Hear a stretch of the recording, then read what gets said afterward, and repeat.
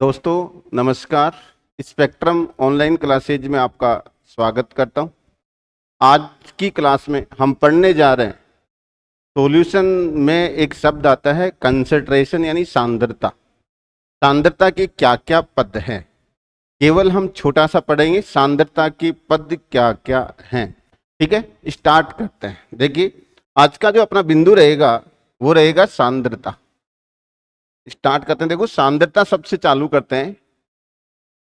सांद्रता, ठीक है, इसको इंग्लिश में लिखें तो होता है कंसंट्रेशन,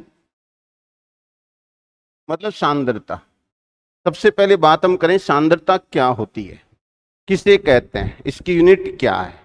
ठीक है, फिर इसके पद क्या क्या है। आज की क्लास में हम इतना ही पढ़ेंगे, पद क्या क्या है, कौन कौन से पद हैं, यानी सांद्रता को कौन कौन से पदों में ज्ञात कर सकते हैं। ठीक है, स्टार्ट करें। देखो सांद्रता का मतलब होता है कि अगर हमारे पास कोई विलयन है उसका निश्चित आयतन है, मतलब विलयन के निश्चित आयतन में, कौन से आयतन में, निश्चित आयतन में उपस्थित विलय पदार्थ, उपस्थित विलय पदार्थ की मात्रा, विलयन के निश्चित आयतन में उपस्थित विलय पदार्थ की मात्रा, किसके, विलयन के, किसके निश्चित आयतन में, आप कहेंगे विलयन के निश्चित आयतन में उपस्थित विलय पदार्थ की मात्रा क्या कहलाती है भाई, हम कहेंगे सर सांद्रता कहलाती है। सांद्रता को ही कहें तो हम कंसंट्रेशन कहेंगे। ठीक है, अब सांद्रता का जनरल जो मात्रक होता है, यूनिट होती है, इसकी जो यूनिट होती है वो होती है बेटा, याद रहे क्या होता है, ग्राम प्रति लीटर। सांद्रता की यूनिट क्या होती है, ग्राम प्रति लीटर, ग्राम प्रति लीटर, ये इसकी यूनिट होती है। ठीक है, आपको पूछा जाए कई बार सीधा सीधा क्वेश्चन कंपटीशन में पूछ लेते हैं सांद्रता का मात्रक क्या होता है, तो आपको जवाब देना है। क्या जवाब दोगे, जवाब देना आपको ग्राम प्रति लीटर। अब देखिए इसके बाद हम कहते हैं सांद्रता के पद क्या क्या है। सांद्रता के पद, स्टेप ऑफ कंसंट्रेशन। ठीक है, जनरली सांद्रता के 3 पद होते हैं, ज्यादा नहीं होते, कितने, 3। कौन सा, द्रव्यमान, पहला होता है द्रव्यमान प्रतिशत, मास परसेंटेज, द्रव्यमान प्रतिशत। दूसरा होता है द्रव्यमान आयतन प्रतिशत, द्रव्यमान आयतन प्रतिशत, प्रतिशत। और तीसरा जो हमारे पास है वो है आयतन प्रतिशत, आयतन प्रतिशत। ये हमारे पास 3 पद हैं। पहला पद कौन सा है, आप कहोगे सर द्रव्यमान प्रतिशत है।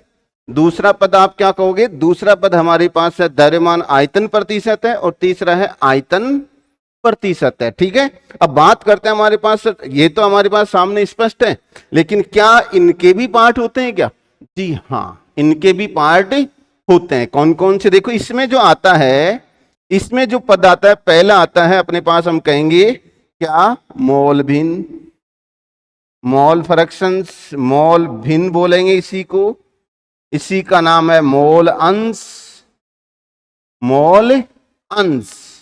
और इसी को क्या बोलते हैं, मोल फ्रैक्शंस, मोल अंश और मोल भिन्न। ठीक है, इसको अंग्रेजी में बोलेंगे मोल फ्रैक्शंस।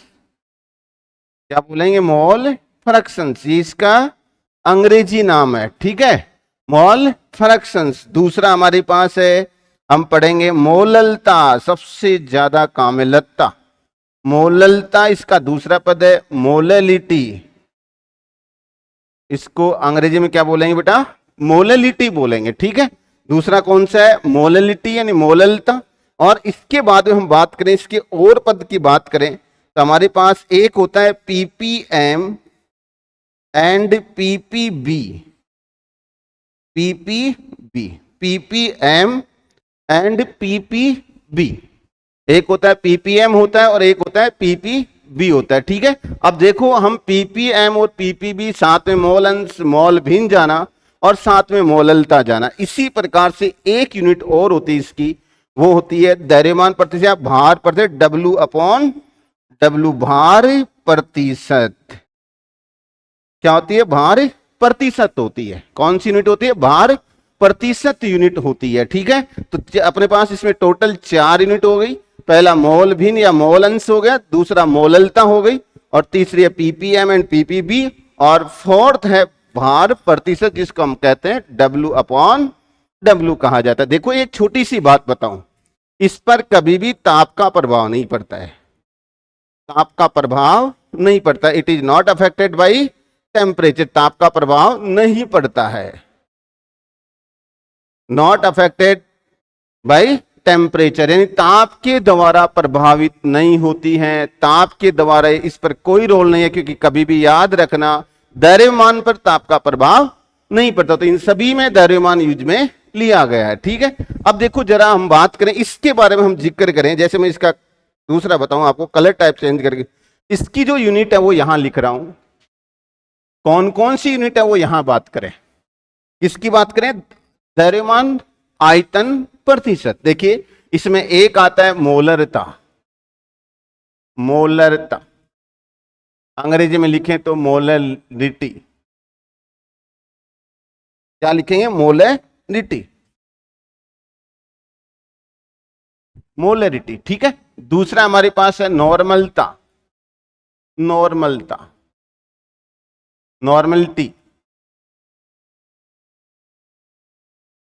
नॉर्मलिटी, और तीसरा हमारे पास है फॉर्मलता। फॉर्मलता, फॉर्मेलिटी, और एक हमारे पास कौन सा रहेगा? W upon we percentage. W upon we percentage इसका फोर्थ यूनिट है। अब देखो एक चीज बताऊं, इन सभी में ताप का प्रभाव पड़ता है। आप कहना ताप का प्रभाव, ताप का प्रभाव पड़ता है, पड़ता है। देखिए यहां हमने लिखा ताप का प्रभाव नहीं पड़ता, लेकिन यहां लिखा हमने क्या है? ताप का प्रभाव पड़ता है। किसका प्रभाव? ताप का, क्योंकि सभी में क्या आ रहा है? आयतन आता है। सभी में क्या आता है? आयतन। ठीक है, एक हमारे पास बचा आयतन प्रति, इसमें बेटा एक ही है, v अपॉन पी परसेंटेज। ये कब काम में आता है? आपको याद रखना, जब हमारे पास विलय, विलय और विलायक, विलय और विलायक दोनों ही किस अवस्था में रहे? दोनों ही द्रव अवस्था में रहे। दोनों ही कौन सी अवस्था में? द्रव में। तब इस यूनिट का इस्तेमाल किया जाता है। ठीक है, हमारे पास जो सांद्रता को व्यक्त करने के पद थे, जो यूनिट यूज में लेते हैं, उनको हमने यहां पर लिखा है। देखो छोटी सी बात बताऊं, क्वेश्चन यहां से एक बहुत अच्छा आता है, निम्न में से कौन सी इकाई पर ताप का प्रभाव नहीं पड़ता है? क्वेश्चन आता है ताप का प्रभाव नहीं पड़ता, उसमें से ऑप्शन आते हैं 3, तो यहां से उठा लेता है और चौथा ऑप्शन इनमें से ले लेता है। तो याद रखना, इसमें इस पर ताप का कोई प्रभाव नहीं पड़ेगा और इन पर ताप का प्रभाव पड़ जाता है। और ये हमारे पास आयतन, आयतन तो आयतन पर तो ज्यादा प्रभाव पड़ेगा। ठीक है, अब जनरल में हम बात करें इसका मात्रक। याद रख लेना, मात्रक का क्वेश्चन बहुत अच्छा आता है, कई दफा आ जाता है। इसका मात्रक होता है मोल प्रति लीटर। ये याद रखना, ये किसका मात्रक है? मोलरता का है। मोलरता मात्रक क्या है? मोल प्रति लीटर। और इसका मात्रक है ग्राम तुल्यांक, ग्राम तुल्यांक प्रति लीटर, ग्राम तुल्यांक प्रति लीटर। ठीक है, और ये परसेंटेज है फॉर्म पर, यानी फॉर्मलता की बात करें तो हम कहेंगे इसका फॉर्म पर यूनिट बोल देंगे। इसी प्रकार से ये मात्रकहीन है। मात्रकहीन कौन कौन है? मात्रकहीन। तो आप उत्तर देना, मोल अंश है वो एक मात्रकहीन है। ठीक है, मोललता का मात्रक होता है मोल प्रति किलोग्राम, मोल प्रति केजी। सबसे ज्यादा पूछा जाने वाला क्वेश्चन, मोल प्रति केजी। पीपीएम और पीपीबी, पीपीबी का मतलब होता है 10 की पावर 9 और पीपीएम का मतलब होता है 10 की पावर ppm का मतलब 10 की पावर 6। ठीक है, ये अपने को याद रखना है। ठीक है, आज की क्लास में हम इतना ही पढ़ेंगे। मिलते हैं नेक्स्ट क्लास में किसी रोचक तथ्य के साथ। जब तक के लिए जय हिंद, जय भारत। ओके।